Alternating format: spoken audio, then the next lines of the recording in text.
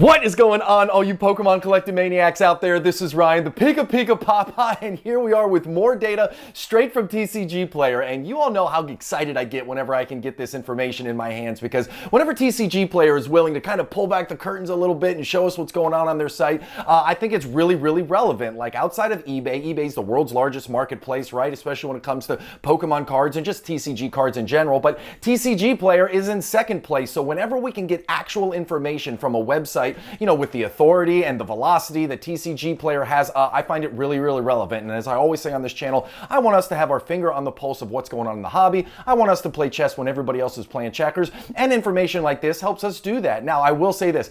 These are the 5 cards that have bought and sold the most on TCGPlayer for all of 2023. Now, if you had given me 100 guesses as to what these top 5 cards would have been, all 100 of my guesses would have been wrong. I'm going to tell you that right now. These 5 cards are not what I expected, but that's what makes videos like this so cool, and that's why I'm so thankful that TCGPlayer shares this information with us. Now, they don't just give us the Pokemon cards, right? They gave us the Pokemon, the Yu-Gi-Oh!, the Magic the Gathering. They also gave us Lorcana and One Piece, and I know a lot of people on this channel are either dipping a toe, or heck, some people are diving headfirst into One Piece and Lorcana. So at the very end of this, I'm not going to do any analysis because it's not my bag, but I will just show you on one slide the 5 Lorcana cards that sold the most on TCGPlayer, and the 5 One Piece cards that sold the most on TCGPlayer in 2023. Now, with that out of the way, TCGPlayer gave a couple headlines to this information that they provided. They said, listen, Magic the Gathering, Pokemon, Yu-Gi-Oh!, like we all know, those are the big 3 right there. And what was really interesting and really exciting for me was they specifically called out the fact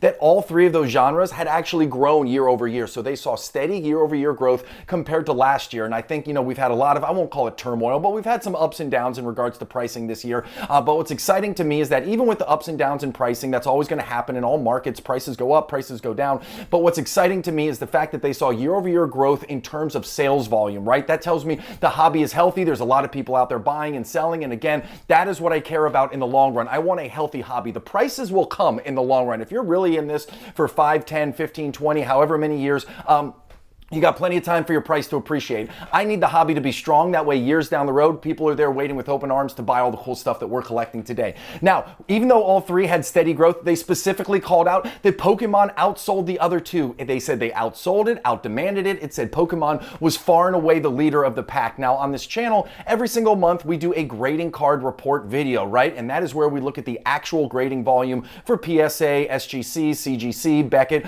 And every month when we do that, we find that they break it down into baseball, football, basketball, and TCG. And TCG includes Magic and Yu-Gi-Oh! And Lorcana and One Piece and all of that. But every single month, Pokemon is pretty much the only one that's represented because they are so far and away above the other in terms of grading volume. It wasn't surprising for me to hear that Pokemon, you know, really outsold and outdemanded the other 2 on TCGPlayer in 2023. Now, they did specifically call out that out of the emerging TCGs, right? Like, there are other TCG card games out there that are giving some steam, and they're new to the market, and I think there's a lot of excitement around them. So even out of all of them, no surprise here, One Piece and Lorcana really made a splash, and they outperformed all the other emerging ones, you know, head and shoulders above that. So none of that should be a surprise to any of you. I think that was kind of a given, and I'm excited to look at these, you know, those 5 cards from each of those here at the very end. Now, before I get into the actual cards themselves, I always got to give my selfless plug, because I'm trying to grow this channel in 2024. If you like the content, hit the subscribe button. If you have questions or comments, drop them down below. And if you like what you see, give us a thumbs up. Those 3 small things go a long way in helping my channel out. Lets me know you appreciate the work that I put in. So without further ado, let's get into these 5 Pokemon cards. Now, here's number 1 right here. Now, the Pikachu Trainer Gallery card from Lost Origin. Now, I love this card. This card is dirt cheap, right? We're talking about a $3 card right now. Now, we did a video not long ago where we specifically talked about trainer gallery cards, and I'm going to get into that in a little more detail here in a minute. We talked about how there might be some upside to trainer gallery cards again in that 3-5 year time horizon. But I love the art on this. I think this is a battle well fought. Like, this is just a cool artwork that I think all of us can really relate to and think it's really interesting. And one of the things that I thought when I started doing the data into this was, I thought, man, there's just going to be a ton of these that have been graded out there. But the reality is there hasn't been that many for a set this new. There's been 3,000 3,324 of these that have been sent to PSA for grading, and only 919 of these have come back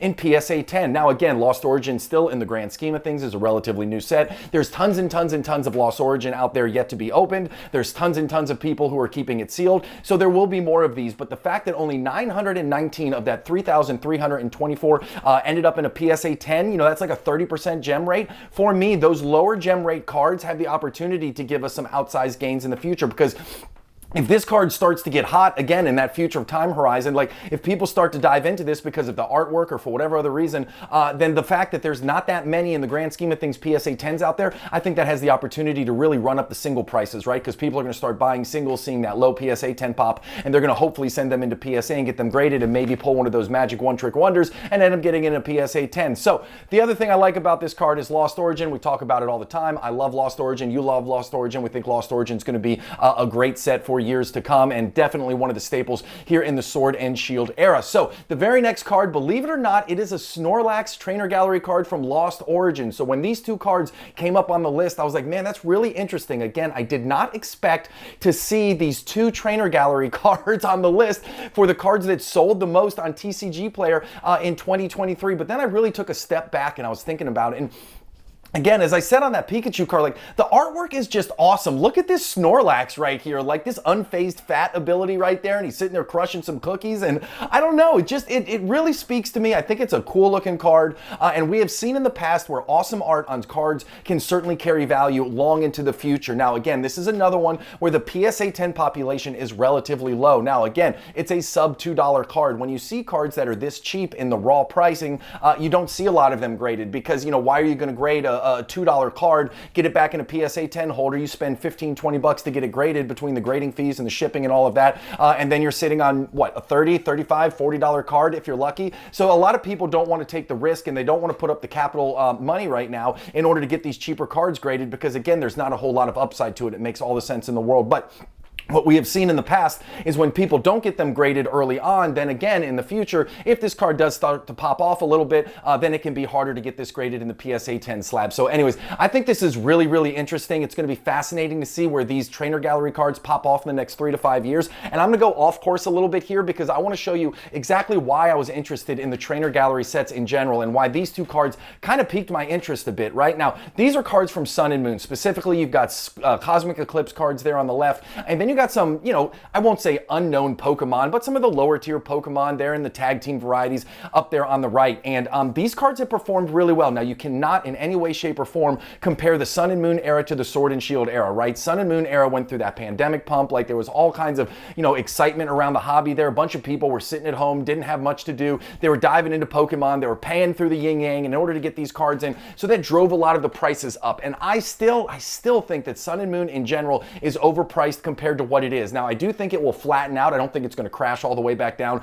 to what a normal price is, but I do think it's going to flatten out, and then we're going to see this long period of flat prices in the Sun and Moon set. That's just my opinion. I don't have a crystal ball. I don't know what's going to happen, but that's just the way I feel. But when I see these cards, you look at those two tag team cards up there, right? Like the Pheromosa up there and the Muck, like those aren't big name Pokemon, but guess what? Through the pandemic pump, these two cards were still sub $10. The raw cards were still selling for less than $10, even during the middle of the pandemic pump. Like this wasn't driven by pandemic. And then in February of 2023, like earlier this year, you know, long after the pandemic pump was gone, then they started to see the price appreciation, right? Then the Muck is up to $47. You see the other one's up to $35 right there. And then you look at the Cosmic Eclipse cards right here, and I mean, these are basically Trainer Gallery cards without the label of Trainer Galleries, right? Like, you got some awesome Pokemon in there, you got some trainers chilling with them. They just didn't have the designation, and all of these have, you know, done really well. I mean, look at that, $43, $103, $146, $26 right there. So again, you can't compare the eras, different print runs, different types of, you know, just a once in a lifetime thing what happened with the pandemic.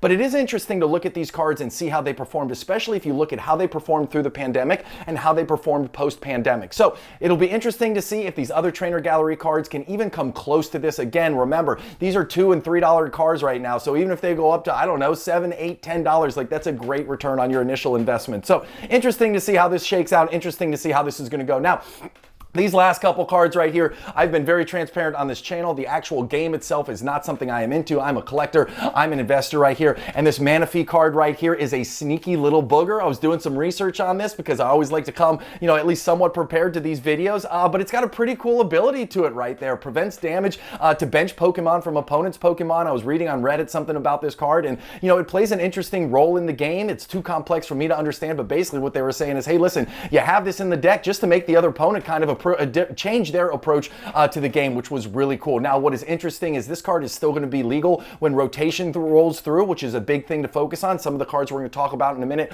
won't be, so this card still has the opportunity, you know, to do okay. Again, cards that are driven by gameplay typically don't see a lot of price appreciation, but it's still interesting to call them out. And here's what I will say. TCGPlayer leans game players, which is really cool, so it's not surprising to see this on here because a lot of people, when they're looking to build their deck out, they don't necessarily go to eBay. TCGPlayer seems to be the #1 stop for them. So speaking of gameplay right here, you got the Ultra Ball from Scarlet and Violet base set. What really got me interested in this one was Scarlet and Violet base essentially just came out, right? Like, it's not like this set dropped in January, you know? So to see this card being in, you know, in the top 5 cards that have bought and sold the most on TCGPlayer in 2023, considering, you know, it didn't even come out, I don't know, I think until March or something like that, was really interesting. Obviously, this card must have been bought and sold an absolute ton. Obviously, this card's still going to be in play when rotation comes around. And we've seen a lot of the trainer cards. Trainer cards tend to really do well when people are building out their decks. Obviously, trainer cards play a vital role in the game itself, so we see a lot of trainer cards up there. And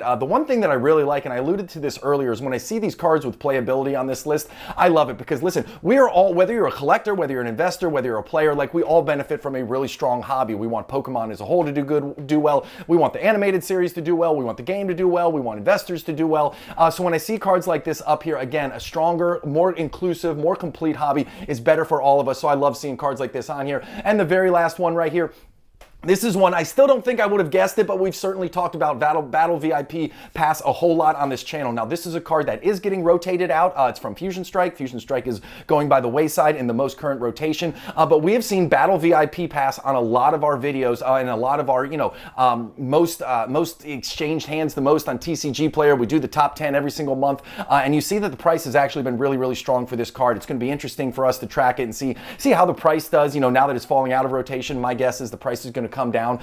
But you know, the reason that I always lean towards Polkadata.io, whenever I'm doing my really in-depth, you know, investment type videos, I lean Polkadata.io because Polkadata.io pulls a lot of their information from eBay. Now, it also includes TCGPlayer, so it does a blend. It'll do TCGPlayer prices and eBay prices. But I think that when you're talking about non-game cards like the ones we were talking about earlier, right? I think when you're talking about non-game cards, I personally prefer Polkadata.io for that. But when I'm talking about game cards like this one right here, Battle VIP Pass, I think TCGPlayer is the #1 spot to get this kind of information. So now we're gonna get into Lorcana cards right here. Right now, I told you I love Lorcana. I said this early on, like, me and my family are big Disney fans. We have Disney annual passes. We have Anna and Elsa, everything. My kids absolutely love Disney. So for me, it was really cool just to see the 5 cards that have exchanged hands the most on TCGPlayer in 2023 in the Lorcana space. You got Tinkerbell, you got Stitch, you got Flynn Rider, you got Grab Your Sword down there, you got a whole new world from Aladdin. These are really cool. These are all from the first chapter, obviously, because the second one just came out. So it's very interesting to see how these cards are doing and how they'll perform in the long run. And again, now all of these cards right here are strictly for gameplay. So it looks like people are gearing up, loading their Lorcana decks with some of these awesome cards in order to get ready for the cool game. I will say this, me and my kids have started dabbling into playing Lorcana, and I think it's going to be a lot of fun for us to do as a family moving on. I am not getting rid of Pokemon. I'm still all in on Pokemon for a ton of reasons. I should probably do a whole video on that. But I think Lorcana is going to be a fun, you know, just overall thing for me and my family to take part in. Now, the one thing I know absolutely nothing about is One Piece, but I wanted to include the 5 cards because, again, I know a lot of people on here are into One Piece. I get a lot of questions on One Piece. Another thing I should probably do a video on, but you'll see OP 04, 01, 03, 02. That represents the sets. 01 was obviously the first set. Then you have 02, 03, 04, which came in after that. One of the things that I wanted to call out that I think is really cool about these One Piece cards is they put sample on them, and that comes directly from the manufacturer. And I had to Google why they do that, and it makes all the sense in the world. They simply don't want people to download high-res images of this and try and make reprints and try and make fakes of it. So good to them for doing this. I'd never seen it before I started looking at One One Piece, so maybe One Piece is out there trying to play chess when everybody else is playing checkers, which I certainly appreciate a lot there. So anyways, with that being said, listen, those are the cards that have exchanged hands the most in 2023 on TCGPlayer. It is going to be fascinating to see how all of these cards play out here in the future. And as always, if you made it to the end of this video and you thought it was cool, hit that subscribe button. We do fun stuff like this all the time. If you have questions or comments, drop them down below. And if you enjoyed your time here, give us a thumbs up. I appreciate you. You all have an epic one, and I'll talk to you soon. See you later, everybody.